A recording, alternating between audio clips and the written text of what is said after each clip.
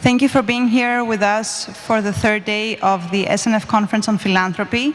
Those who were with us yesterday were able to see a rising performance from the theater of war, followed by a very engaging discussion. And today we have even more interesting things to present to you, including the announcement of two major initiatives by the Stavros Niarchos Foundation.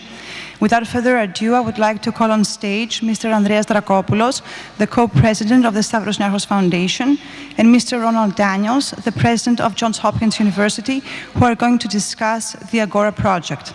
The discussion is going to be moderated by Mr. Stelios Vasilakis.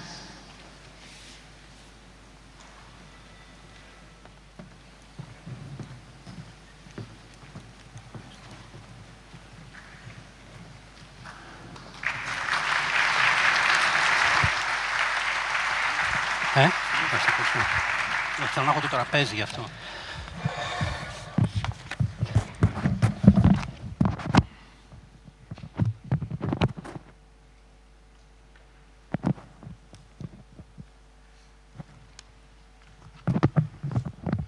Good morning. Welcome to the opening panel of the third and last day of the conference. Thank you for being here. Thank you for staying with us for 3 days. I know they have been full and very, very busy. And you had also the Summer Nostos Festival to spend your nights. So we appreciate very much that you have joined us here this morning. Before we go on with today's conversation, I want to encourage you to use the opportunity to interact with us here on the stage through this device that allow you to post questions to us while we are up here. We have envisioned these sessions from the very beginning as interactive. We don't want to talk at you. We want to hear from you as we're going on. So I will be checking my device as this conversation is unfolding. And please feel free. We encourage you. We ask you to post questions as the conversation is going on so that I can use these questions to engage the two panelists. I will start with a bit of important news this morning. Yesterday, the Johns Hopkins University announced a landmark gift from the Stavros Niarchos Foundation of $150 million to establish the Stavros Niarchos Foundation Agora Institute at the Johns Hopkins University.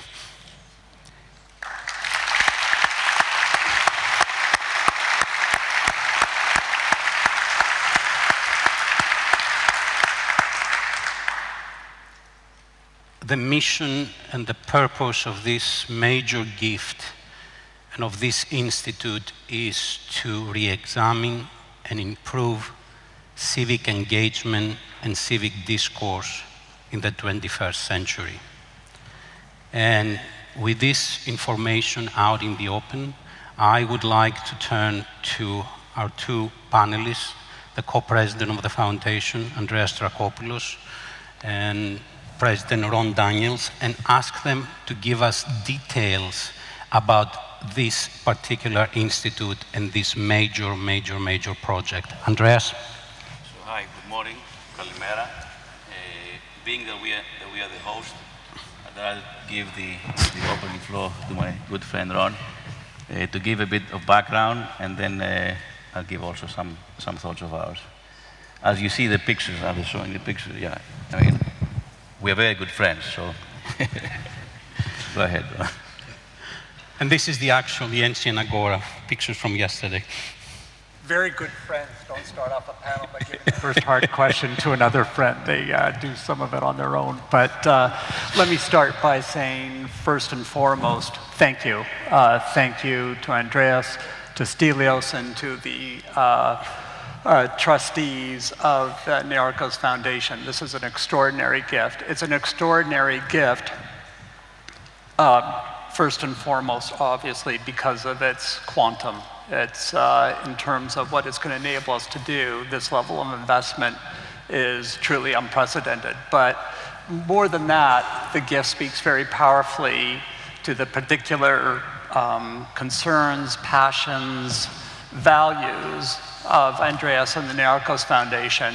And in some sense, this gift grew from a natural conversation we've been having for many years, but with particular intensity over the last year, on the concerns about the state of our civic discourse, and in particular, the extent to which the issues that we discussed yesterday so comprehensively in this forum are really subverting, threatening in a very serious way our contemporary democracy or democracies. And this is something that is not just confined to Europe, it's not just confined to the United States, but indeed it has worldwide effects and requires, in our minds, a response that is commensurate with the magnitude of the risk that we face. The Agora Institute will have 3 core components. One will be the creation of the academic anchor, and the idea is that we will recruit and list 10 different professors from a host of different disciplines and institutions to come to Johns Hopkins and commit to working in a comprehensive way on these monumental challenges. So this first and foremost represents the Niarchos' foundation of a belief in the power of ideas, of facts, of principle, of rigorous analysis to change debate, to inform debate. And so in some sense, in itself, constitutes a repudiation of some of what we are seeing in terms of the mean-spirited and at times very base discourse we see in contemporary society. So that's one piece of it. But the second and third pieces of it are an attempt to take the ideas that are hatched by the academics who are working from a number of disciplines on these issues and apply them in the field. And so here, what the Institute contemplates is a second limb, which is the Agora Lab. And the Agora Lab is going to be charged with taking ideas and developing them into experiments that can be tested on the crucible of experience. So just in concrete terms, when we go back to yesterday's sessions and we think about the work that Rachel Brown has been doing in Kenya and in the United States on trying interventions where you're using social media to ameliorate rather than accentuate division, that would be an experiment we would be interested in framing and supporting.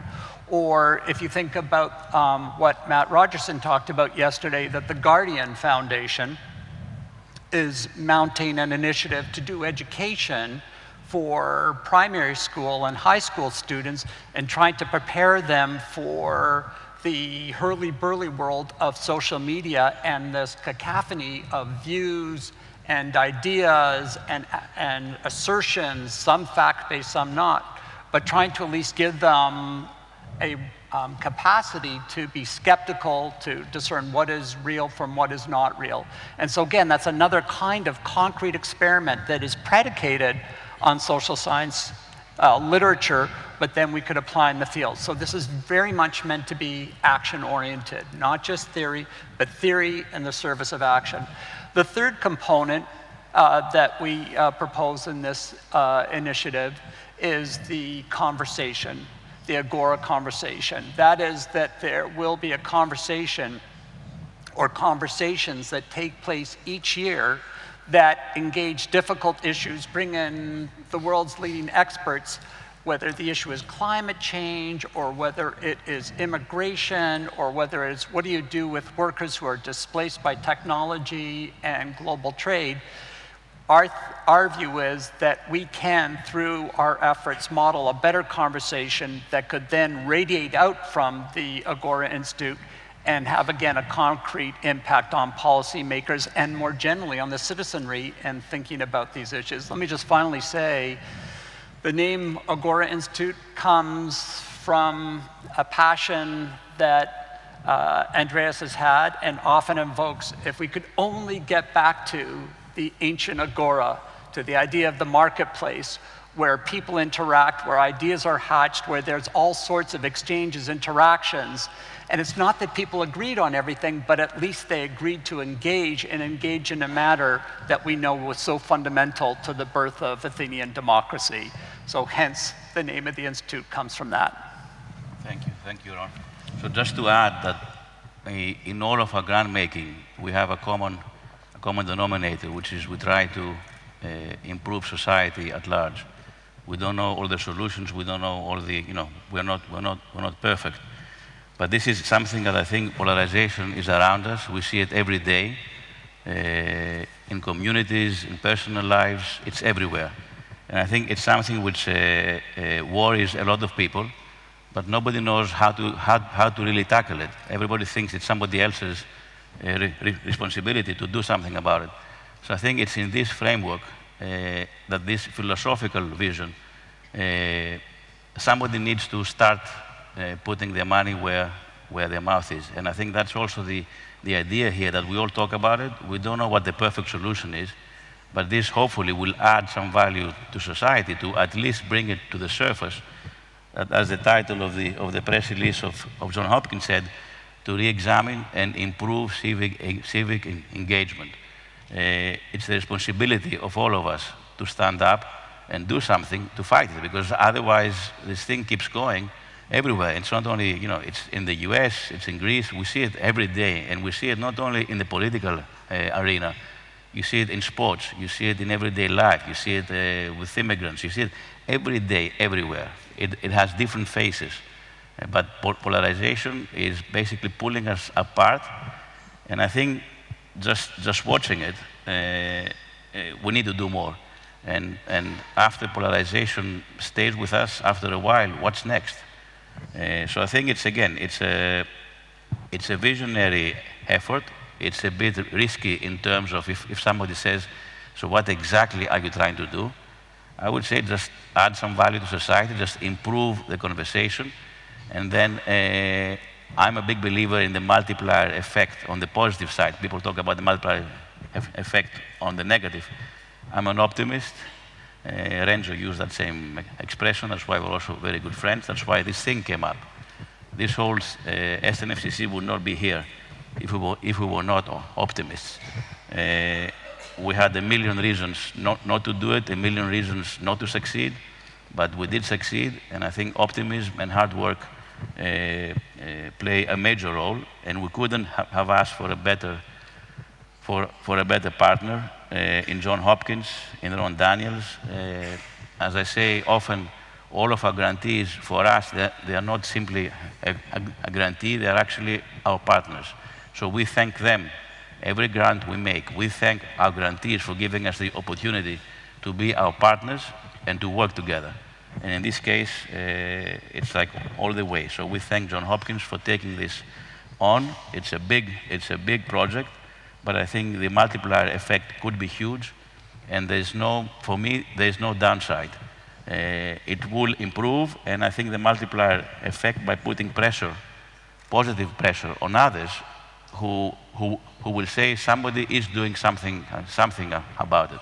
I know there are going to be some people who are going to be basically critical, but that's okay. As long as they're part of the dialogue, we're willing to talk with them. Thanks. We actually have questions from the audience. I'm delighted to see that people are using this opportunity to engage us as we speak.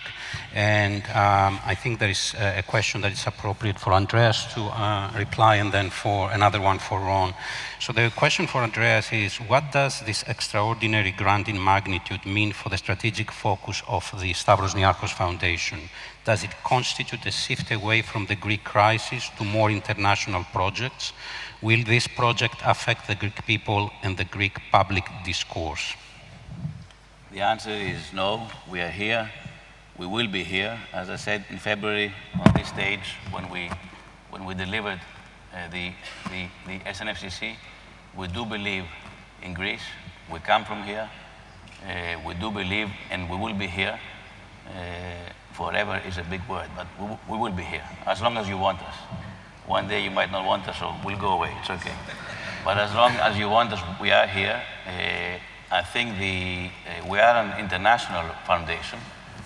From the beginning of our inception in 1996, our goal was to try to be about half of our grant making in Greece and half of it away. Because of the crisis, because of this project here, of the SNFCC, we have tilted way towards Greece. So we will continue to be here, but we're also an international foundation. And also, this whole Agora thing will help Greece also. I mean, this is not about, it doesn't matter. And the idea was, and I think Ron is full on it, I mean, we're doing it at Hopkins because Hopkins has all the infrastructure, the leadership, we share the vision. You need to start somewhere. But this whole idea is to have a global exposure. And that means probable collaborations with Greek entities. We are open.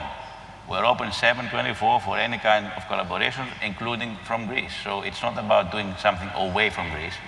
It's actually taking a Greek, part of the Greek soul from the Agora and what was really successful in the old days. It's all about engaging, but you need to engage. So in that respect, I wouldn't worry. Okay, the next question is for Ron. You want to go answer the same thing? No, I think you know, Andreas has framed it beautifully. The only thing I would really emphasize is the last point that you made, Andreas, is Greece bequeathed democracy, the expectations of citizen engagement, citizen primacy, the idea of accountability of political actors back to the citizenry. And to the extent that you take one of the great gifts you've given the world and are playing a guardianship role in that ideal through this mechanism, I think speaks very powerfully. The next question is for Ron. How will the Agora project engage disciplines beyond social sciences? And I want to add a question of my own in relation to this. What does this mean? How this has motivated you from an intellectual research and educational point of view? And what does it mean for the broader Hopkins academic community? It's easy to announce these projects, but we know that it takes a lot of work in the back end to engage and convince the academic community that this is a project worth undertaking. There's a lot of work, there are a lot of disciplines involved, there are a lot of moving parts, and academics naturally are suspicious sometimes of such efforts. So what does that really mean? How does the community react to this or has reacted to this? So Stelios, let me answer the last question first. The easiest part of launching this project will be and has been the degree to which we need to enlist faculty from at the university. We announced at Hopkins yesterday the creation of this institute. There had been relatively little appreciation on the broad campus of what we were doing. We did this quietly. But what has been remarkable are the number of emails that I've received in the first 24 hours from colleagues across the university saying, how do we get in? Oh my God, this is wonderful. It's amazing that Niarchos Foundation has thought to support this initiative.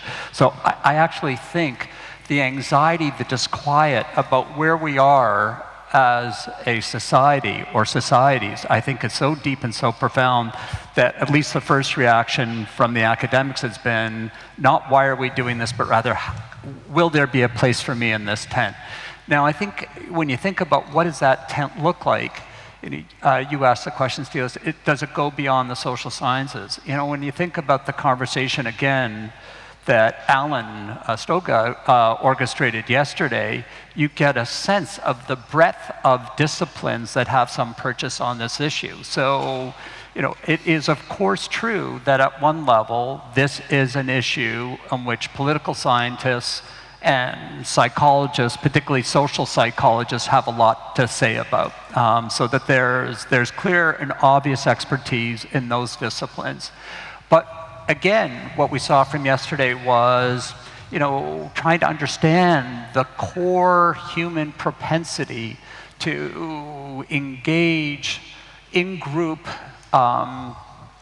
to search for in-group affirmation, to have your views constructed by the group rather than outside of the group, actually is something that is quite basic. Now we understand to our wired neurological capabilities. That's something that comes from neuroscience.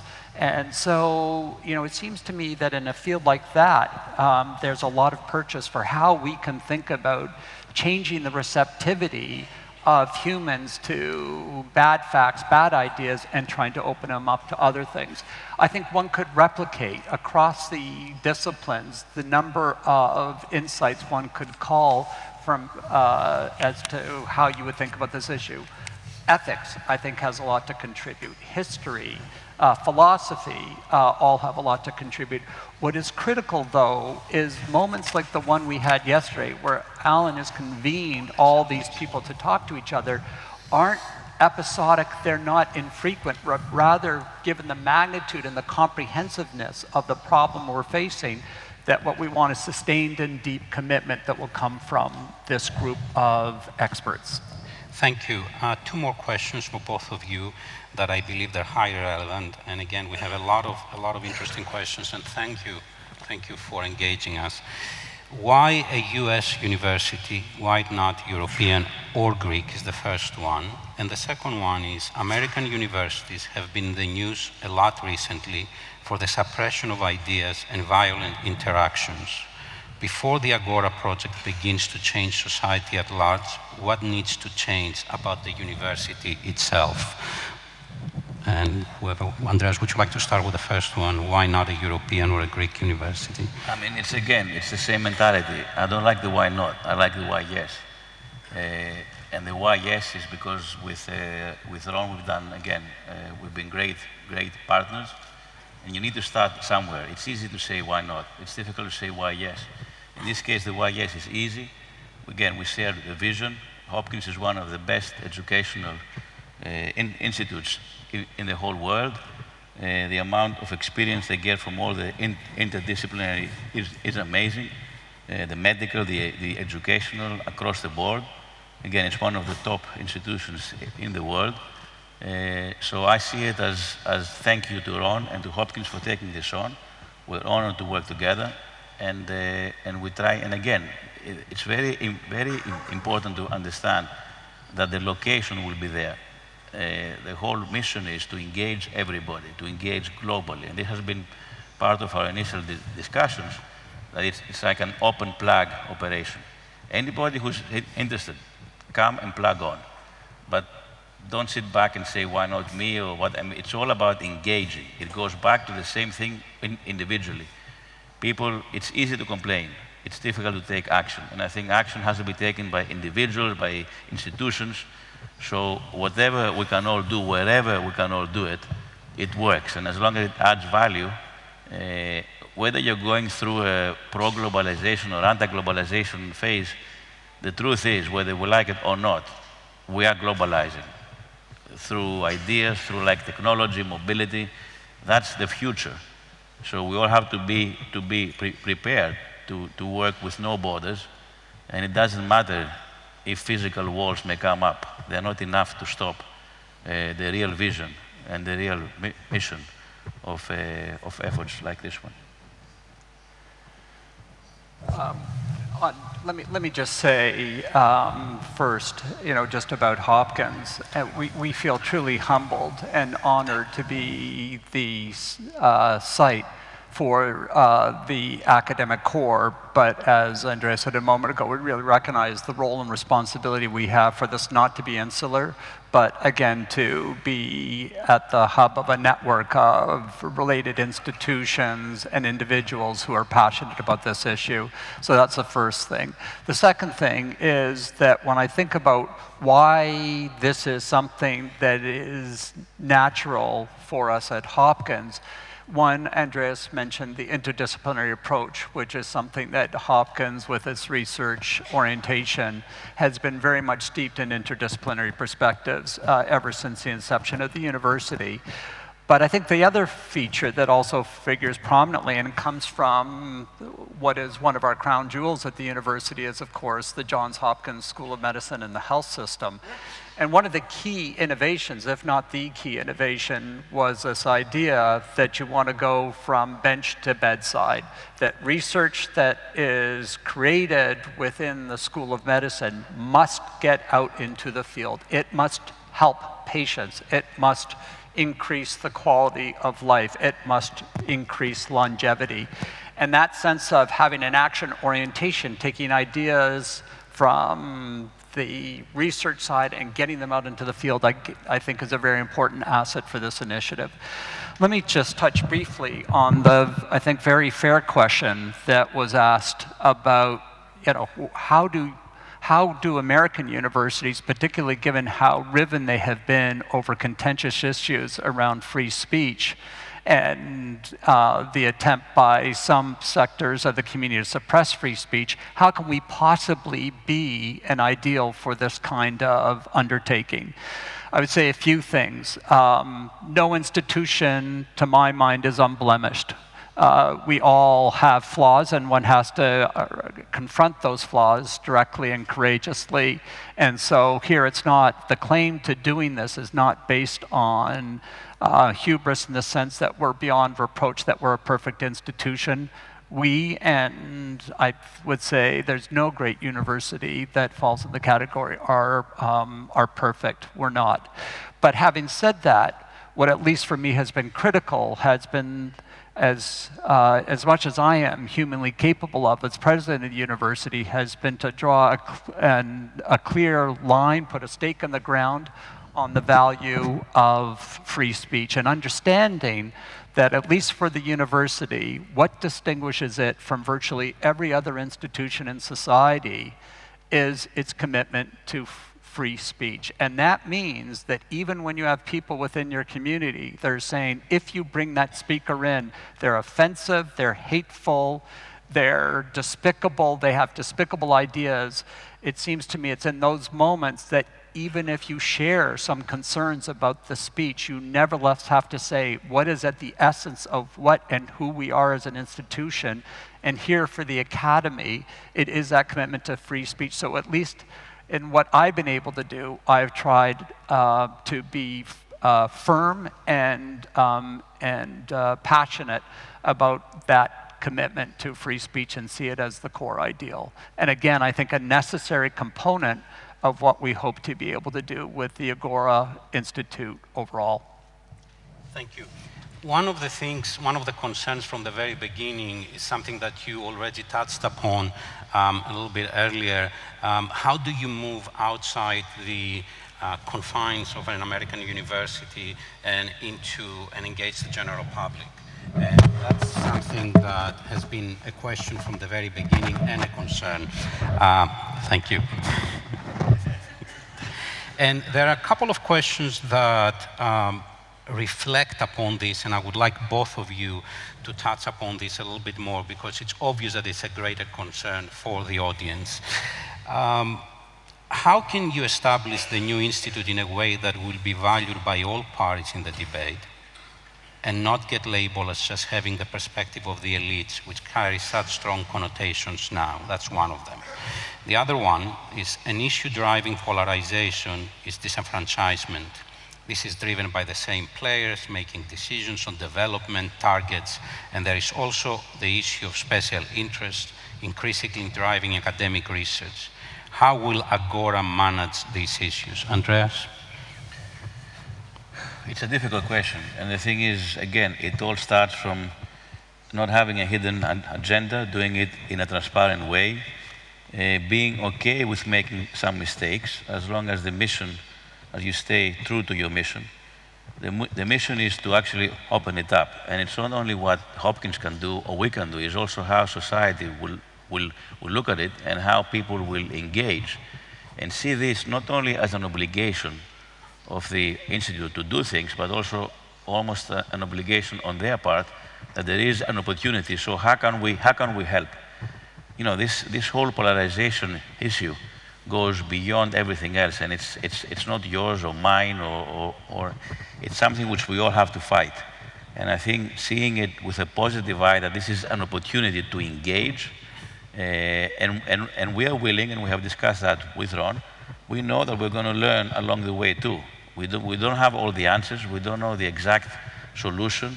It's a bit of an open-ended, but as long as we stay true to the mission, and we have spoken about having an international advisory board, so we're looking to engage. But again, the easy thing to do is say, why not? Why it's not going to work?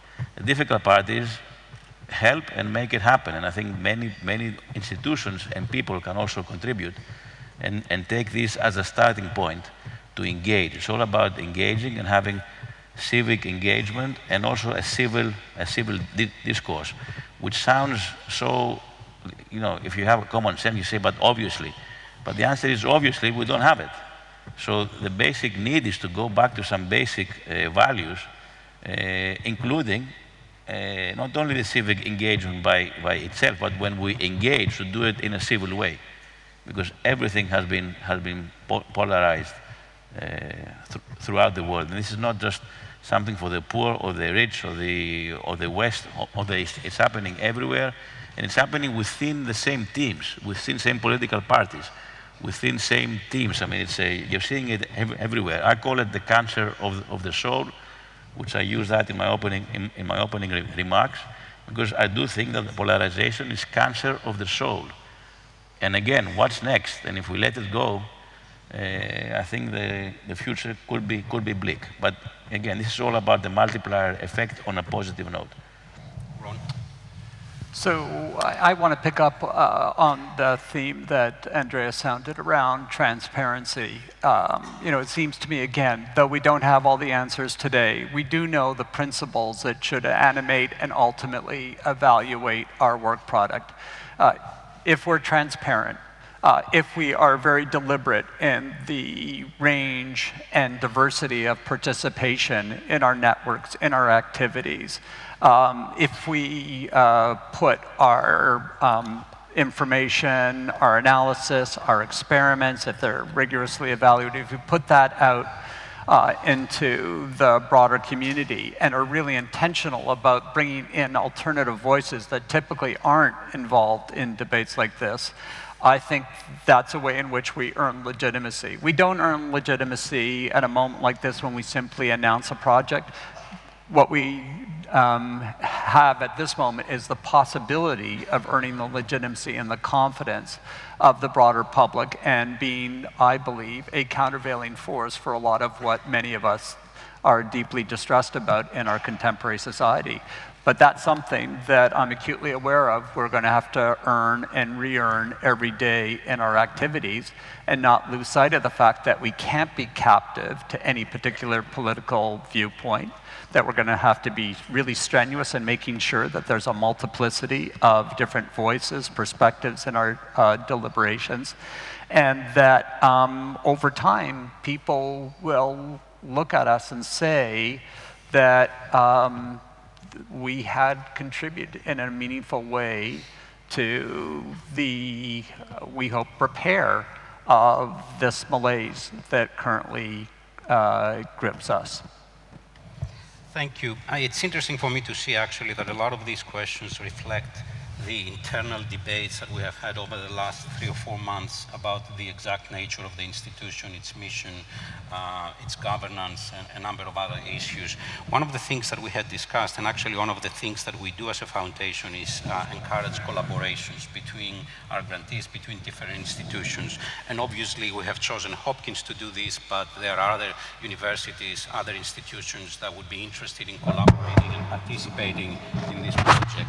So there are a couple of questions here that reflect that. One is for Ron, can you discuss, and Andreas as well, can you discuss the governance of the Institute? Will it have a governing body drawn from around the world? And the other one is the inherent interdisciplinarity of the Agora Institute requires not only hiring new faculty and crossing existing disciplinary boundaries, but crossing institutional boundaries as well, both engaging other universities and working with other groups. How would you accomplish that? And that's a question for both of you. It's more on the implementation. Sure. So, just in terms of the accountability, there will be an international advisory board that Andreas mentioned earlier that will play an important role in providing counsel and advice and ensuring accountability to the stated goals of the Institute, and we're going to work on putting that group together over the next several months. Secondly, that in the way that one would expect with any undertaking of this kind, there will be, once we have our first director of the Institute, we will expect him or her to develop a comprehensive plan, and that plan will go through several iterations, but will ultimately be a public document to, again, ensure accountability. And then I think the third component of this is our expectation that this is a project that ultimately will be evaluated on the basis of whether it has been successful in affecting collaborations, partnerships with a host of different academic, but not just academic institutions throughout the world. And so again, this goes back to the impact orientation. We clearly want to have impact. No one institution can possibly do this alone. But the idea is by creating the critical mass and at least forcing a focal point to these contemporary debates, we think that's a start of creating a strong, robust network. So you got to start somewhere, but the goal for us is clearly this network of partnerships and the opportunity to take ideas into action, to see, what a lot of these different disciplines, and in particular when they mingle together, what kinds of new ideas, new approaches they can offer that would allow us to ameliorate this, this challenge. Thank you. The notion of the ancient agora entails both exclusivity and inclusivity. It was open for everyone to participate, but certain groups were excluded. Women and slaves, for example, and I think some of the questions reflect this. What is done to give everyone the chance to participate?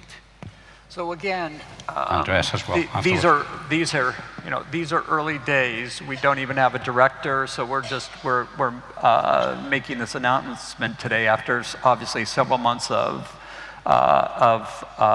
reflection on how we could make the Institute most effective, so that I have a general sense of the roads we would take, but I don't have a precise blueprint at this point. What I think is important, again, is as much as we have lamented, and not just here yesterday, but we do lament the challenges posed by social media, so too do we know that social media can be a great asset for us. And again, a platform that some of these ideas, this network, can be sustained and nourished. So for us, it's that will be an early priority, is building that network of distributed capabilities. But again, just to be realistic, that's only after we get a director and at least the first round of appointments of people who are really going to be dedicated to this project and to ensure that our broad aspirations are fulfilled. Andreas? One of the issues that has been discussed over the last couple of days is how do you engage with young people when it comes to this whole idea of polarization. And it was even suggested yesterday, actually, that there are older people who are overly polarized and young people through these open platforms are less so. But this is actually a very legitimate question, and it has to do on how universities work primarily with adults, and how do you plan to engage youth, and how do you plan to work with schools? Because I think this is a great opportunity to work with schools and to work at a different level. Just to say something, that's why we said we're doing it at a university. We think that the most sensitive age for the anti-polarization is that age between high school and early 20s. If you get out of your early 20s and you're already polarized, you're probably done.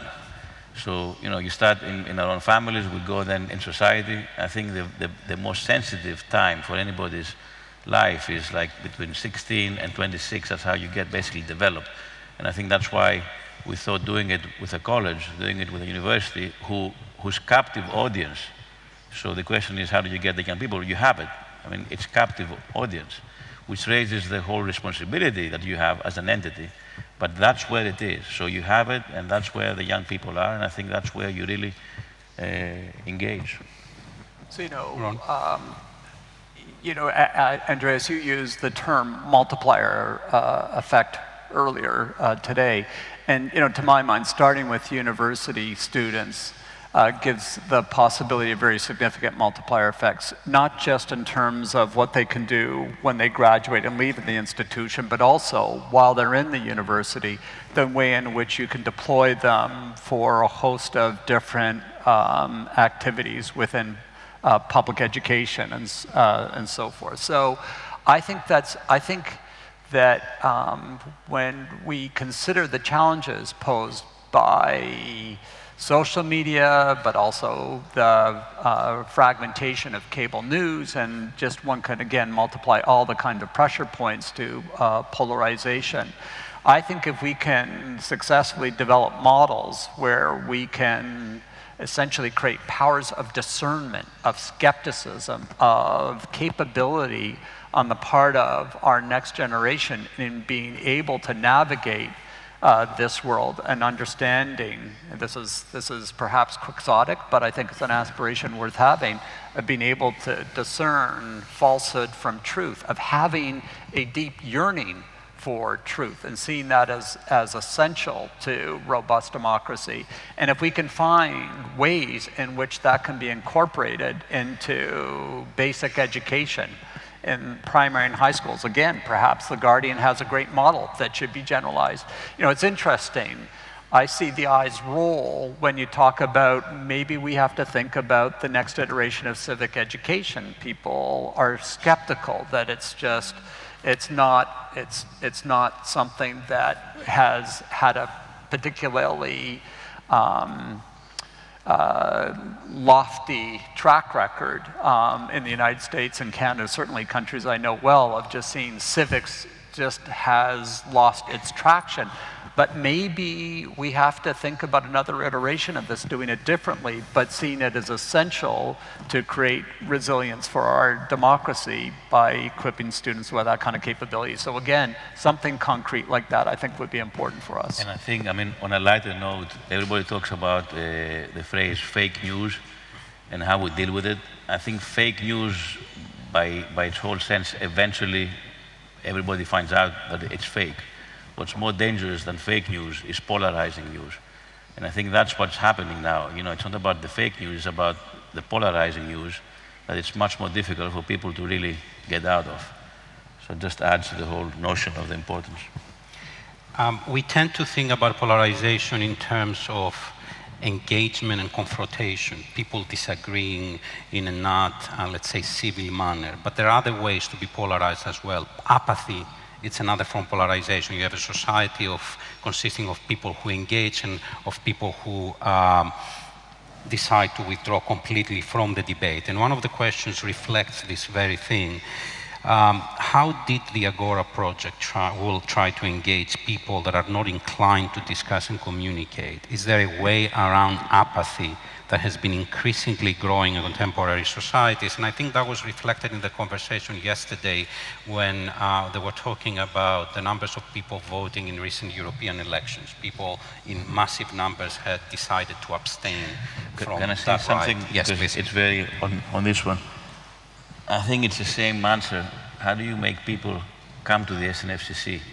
It's all about giving them quality, giving them hope, giving them pride. So I think if people believe and they understand what the mission is, and they believe there are no hidden agendas and there's full transparency, people will come. So I think the best thing, you can't cure apathy, but you can give the hope, you can make sure that the environment is such that people who are apathetic will on their own see the value, the pride, and the hope. It's all about hope. It's all about bringing back hope that good things can happen and that democracy can be fair. And I think that adds to that value. There's no other way to go out and cure apathy in a more direct way. Ron? So, we talk about polarization, and in some sense, the first instinct, Stelios, is to go to what you mentioned, which is this sense that people are just deeply entrenched in their enclaves and they're just angry with each other, but the truth is that they're not particularly engaging one another. You know, these shouts across the gulf that divides us, you know, these screams and assertions, this is not what anyone would say is true engagement, and it certainly isn't a kind of engagement that leads to any deep level of, let alone consensus, but even compromise. So, you know, for those that are active, you know, who vote, we know that the group of people in the United States who are consistent and high turnout voters are among the most polarized. They're the most extreme in their parties. They're the most consistent, but they're just angry, deeply entrenched voters. They're the ones who are saying, not just I think the other side's ideas are bad, they're saying that these ideas are a deep risk to the fabric of our country. So they're deeply, deeply polarized. But you're right. You know, equally the enemy of what makes for a robust democracy is such a high level of distrust, of disengagement, of disillusionment, where people don't even want to engage the democratic process, don't have confidence in democratic institutions. And I think that is an equally insidious challenge that we have to face here. And again, I think these issues are related. People distrust our political institutions because they, in some sense, don't see themselves in this highly polarized and mean-spirited environment that we're in. So if we can get at these issues of extremism, of polarization, of discord, perhaps we can create greater space for engagement. But if you ask me what's the precise technique, how would we do that? At this point, I couldn't even begin to marshal an answer. I think this is something that we'll have to look to the engagement of experts, but also with the broader public to try and figure out tentative solutions, experiments that allow us to get at this. Thank you. We are 15 minutes over the allotted time, and I would like to give both of you an opportunity to offer some closing remarks. But before we do so, I just want to thank again the audience for engaging with us. We got a number of very interesting questions, and again, thank you for becoming part of this conversation. Andreas, some closing thoughts? I want to say thank you again to Ron and to John Hopkins for agreeing to do that. And what I mean by that is it's a difficult job, you know, to implement and to bring to life this vision. So I really thank them. It's the beginning of a journey. Again, I'm an optimist, so I think we're going to learn along the way, but I think net-net it can really add value. One can say it's a lot of money. My answer is, what price do we put on civility? And that's very important for all of us and for the next generations. So thank you again. Ron? So let me just again express not just my appreciation, but how deeply humbled and honored we are by the trust that Andreas, you, Stelios, the board has really reposed in Hopkins and me and others to bring this very ambitious project to fruition. We're not going to get everything right in the first day. It's going to be an iterative process, but we're determined to see this be developed in a way that brings hope, as Andreas said, and a sense of optimism to our most important institutions, and really see this as an extraordinary commitment to our contemporary political institutions and to making them more robust and enduring. And so that the note that we left yesterday on, which was not, I think, unduly pessimistic, but just sober and realistic, that we do have core institutions in crisis and societies in crisis, I think it behooves all of us in one way or another to try and contribute to their rectification. And it's not surprising, as an academic, I believe academic institutions that are committed to ideas, to truth, have a particularly important and urgent role to play in this. And so we will do our best to discharge that in a responsible way. And I say to the folks that are here today that represent possible partners, we look forward to getting the opportunity to work with you. And Malcolm Gladwell's much-used term that we talk a lot about, tipping points. And we often think about tipping good societies tip to bad, strong institutions that become weaker. And what I'm hopeful is that this very bold and courageous intervention that is sponsored by the Niarchos Foundation will be a place and a point in which we can actually tip bad back to good. And if we can contribute in some small measure to that ambitious exercise, then I really hope that people will see that the funding and the trust that has been reposed in us has been requited. I think optimism is a good point to end this conversation. Thank you. Thank you.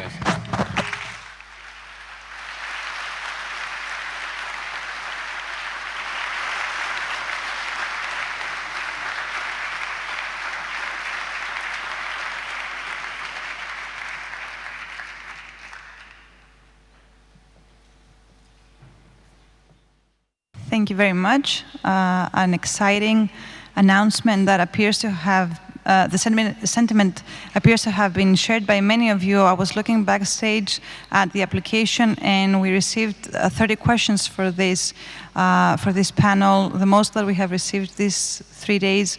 And thank you all for joining into the conversation. We have many interesting things to announce later today, but before we move on, maybe it's time to loosen up a little bit. And so we would like to have a small musical break. Please join on stage, not join on stage, please welcome on stage Mrs. Penny Baltadzi with Kostas Vazouras, Pantelis Tsialas, and Petros Stamelos.